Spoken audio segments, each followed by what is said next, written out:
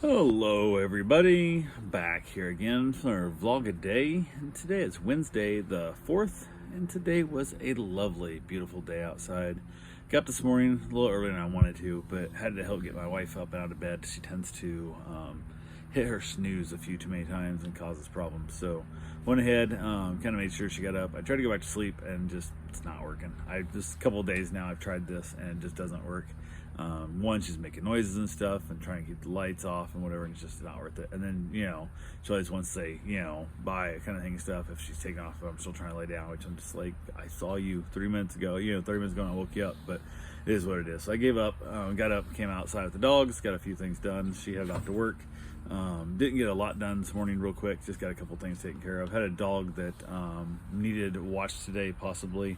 They had originally scheduled for like a meet and greet for today, and then they wanted the dog washed on Friday, whatever, and kind of thing. It's a whole weird back and forth, and they kind of sound like it was one of those, it feels like they're trying to just scam like a free stay out of it. Like they're like, oh, can I just do like a meet and greet for a few hours and stuff, see how the dog does, and then we'll schedule it for Friday, and we'll schedule it. I got all these other times I need you to watch my dog, just need you to watch them this couple times for free. And I'm thinking, nah, how about we just go ahead and pay for these, because if you leave your dog here at all, you pay me. Like if you're here with the dog, then that's a meet and greet. If you drop your dog off and you leave and then you come back 20 minutes or 20 hours later, that was a stay and you need to pay for that. So don't care what it is. So I kind of like, we'll see. I'm like, certain stuff. She wanted me to watch the dog for a few hours today. I said, yeah, I can do that, no big deal. I said, need to book it on your end and whatnot. She said, well, I want to wait till after the meet and greet. And I'm like, okay, whatever, but whatever, seems stupid. So it kind of felt a little bit scammy there. I'm not sure why she's here and why she's randomly going to be needing the dog washed, but no set days. It kind of just came off as strange. And also, it's one of those things when I find people tell me about all the times, like they're gonna use my service for all this times in the future. Just give me this one for free, or this one for half price, or this one for 90% off, kind of crap. I seem like I never seen them again. So, well, how about we do this? You want to book 4 stays and blah blah, and they're all this kind of thing stuff. We'll make a deal on the 4th one. Like I'll give you half off on the 4th stay, and you book them all right now, kind of thing and stuff. We'll go from there. Pay full price for the first one because it's a pain in the butt. So I went ahead, talked to them. I basically reached out that they did not need the dog watch today, but they did want still do the meet and greet so they could schedule it out for later times. That actually know the dog's gonna get along and so on and so forth. That's okay, fine, whatever. So I went down. Fed the cats, had to go take care of them, got them taken care of and whatnot. Still haven't seen the cat yet, a couple days now, and cat's just, I know it's pooping in the litter box and eating its food, so I know it's around. I just don't know where it's hiding in the house. So went ahead, got the outside cats fed, all that good fun stuff there as well. From there, headed up to go basically stand in front of the Verizon cellular store when they open, so I could try and get my wife's phone fixed. We already replaced the SIM card. We've tried to do the system network resets, all kinds of stuff, and nothing's working. So drove over there, and it said online it was open at 9 a.m. But a lot of times stuff's wrong. So they also said when she called the number said they closed at like 7, it was, I can't remember, 7 or 8, whatever it was, but the website says they're open till 9. It's whatever, it was an hour off, whatever it was. So whatever their phone number is not right, kind of thing and stuff.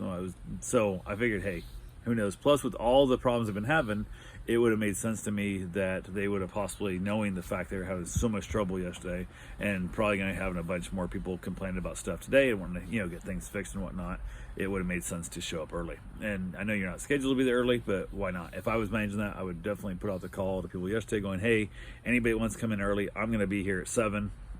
If I open at 9, normally 7 o'clock's not a big deal, or at least 8, whatever it is, and get there early. So I thought maybe if nobody else knows that or thinks of that, they won't be there. So I rolled up in there, and they don't open until 9. There was already people in the parking lot. Some people stand at the door. It was like probably 8:37, I think it was, when I rolled up in there. Rolled through, so I knew I needed fuel. So I ran over, threw some gas in the car, headed back up, and then backed up there into the spot so I could watch the door. Kind of watched them and stuff, and it was funny. Just there's finally when the guy came over and unlocked the door, there was people in line, stand by the door, like kind of jostling who's getting in first type thing. And I'm like, okay, people, calm down. Not that big deal. And the other guy was kind of mad because he was like, I was in the parking lot, I was waiting in my car first, and I'm like, it doesn't matter if you're not in line at the door. And I'm like, if he's backed up right and he's looking right at the door, and you guys saw him there, and you walked up after him and stood by the door because you parked over there in the shade, whatever, you kind of is him. He's an old man, like he should be there first. And I kind of said, I'm like, he clearly was here first. Just he wasn't standing out in the sun, all this kind of stuff. He's an old man. Give him a damn break. And they're like, no. I'm like, we're in the door first. I'm like, okay, whatever, people. Everybody started getting pushed off to where they're going, and I kind of made the remark something about, are we taking numbers, like, a meat counter type thing? He said, oh no, we're just keeping track of who comes in first. I was okay.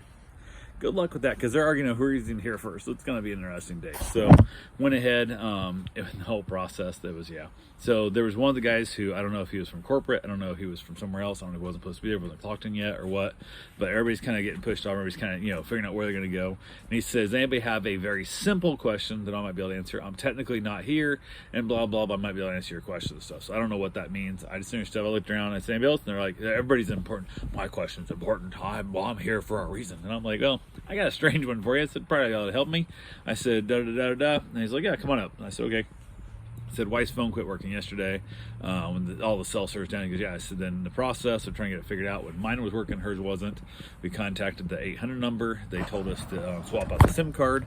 I had a spare SIM card that had been sent to me from before when the car was acting up, and threw it in, did the whole system network reset, did the soft reset, and nothing's working. Sent the QR code, scanned stuff, and and he's like, okay. And as he started to tell me something. I said, I've done this. This is everything I've done. I said, hold on, just before you ask, this is everything I've done, and there's something there you haven't done yet. Tell me, I'll do it and stuff. And he's like, okay. And he gave me that look like, okay, I got this. Like, that was cool. Instead of him going, did you try this? Did you power it off? I'm like, no, these are all the things I've done. None of this worked. Now here's where we're at. And he's like, okay. And then he got a phone call. So he's on the phone talking to them. I basically popped the phone out of the case. He did something with it. I don't know what he did. He got on the computer. Sounds like they registered the number, because it seemed like they had unregistered my number, or my wife's number technically. And about 6 minutes later, I had a working phone.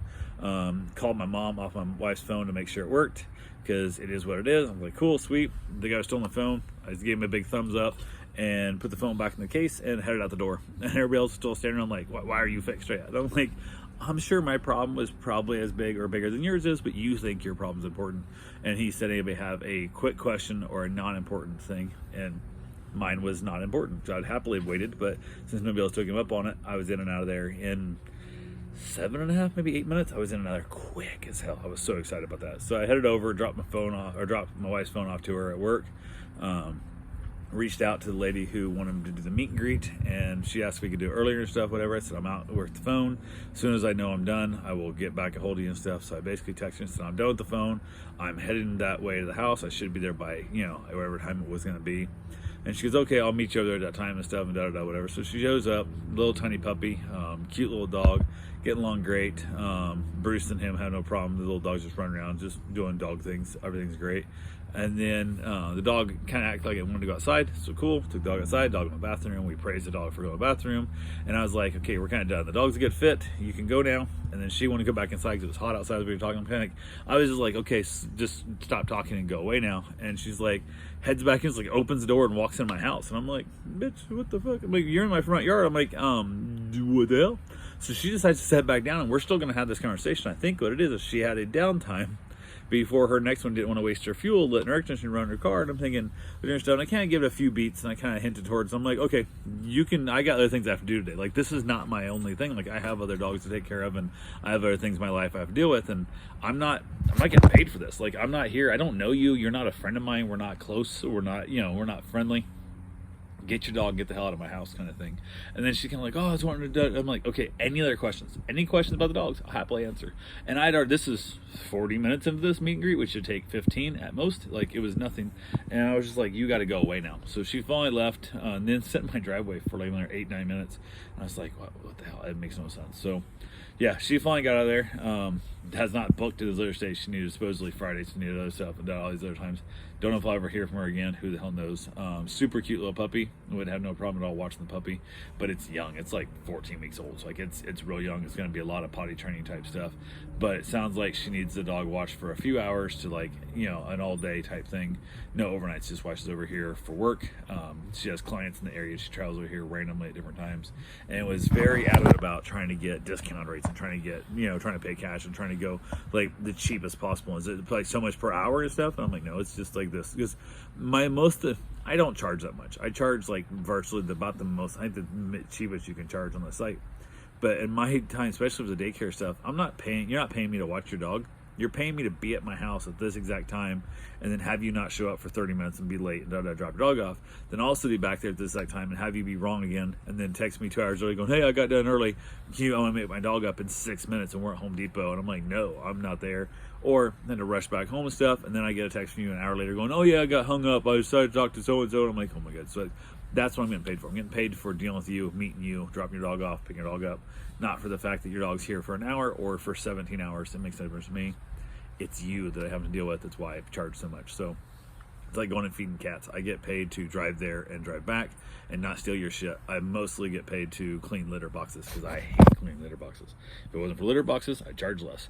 But it is what it is. And I only charge like $15 to go feed your cat. So if you cannot afford $15 a day to go feed your cat while you're gone and know that your house is safe and secure and your cat's fed and all that kind of stuff, I'm going to show up every damn day, then you shouldn't have a cat. You shouldn't travel, kind of thing. So that's super cheap there as well. But yeah, went ahead and got done with that. She finally left. Whatever. Got my run in. Got a couple of things done in the house. Got a shower. Set the meat out. Making burgers tonight. So I went ahead and got the meat warming up. I hate patty out hamburgers when they're like ice cold. So I went ahead, got them warmed up while I showered, got the grill going, and then takes a little while for that big green egg to get fired up and get going good. Finally got going good while I was in the shower. It was just smoldering away nice and hot. Got up in like about 700 degree range, scraped the grill thing down, shut it down a little bit to kind of cool it off, not throwing burgers on at 700 degrees, and then waited for my wife to text me saying she's on her way home. She rolls up in. I had the grill, the meat already on the grill there. Threw some cheese on it. I was about ready to go, and had herself some wonderful little hamburgers and some baked beans, or pork and beans. I guess technically, but pork and beans, but in a pan. We didn't bake them in the oven, so we had those. Watched a little NCIS. Singer Stubbs getting ready to head outside to have a cigar, and said to hell with it. I was going for a bike ride. I asked my wife, "Do you want to go for a motorcycle ride?" She goes, "Yeah, fine, whatever." And so we took off, and I said, "Do you want to go for a ride?" She goes, "Yeah, I think I do want to go for a motorcycle." I said, "You should get your license. You should get your own motorcycle." And I walked in the room. I said, "I don't want to go." And I walked away. And I grabbed the keys and stuff. I said, "Let's go for a motorcycle ride." So we went, drove around the motorcycle a little bit.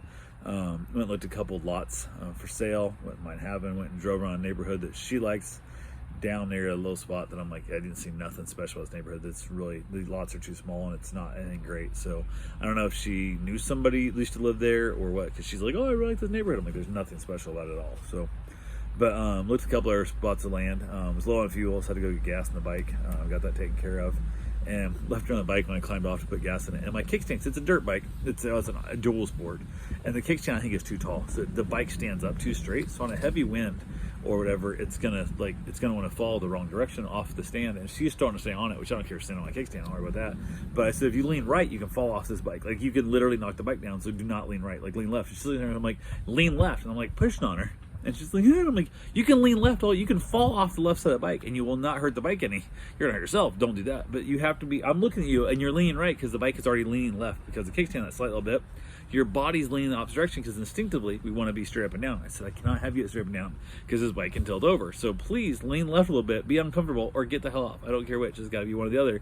But you cannot lean right because you're gonna fall over, you're gonna smack me into the gas tank, the gas pumps, and it's gonna be a problem. So got that done and whatnot. So I think next time I was gonna make her get off and just stand there while I pump gas. It added a lot of unneeded worry on me of her falling over and getting hurt and hurting me in the process too. So got down there, rode around a little more, looked at some properties and some lots and stuff, and just kind of enjoyed the gorgeous weather. Got back to the house, put the bike away, came outside, had myself a cigar while she headed to bed, and I basically just kind of chilled out and got headed inside about, 11 o'clock or so, I think it was.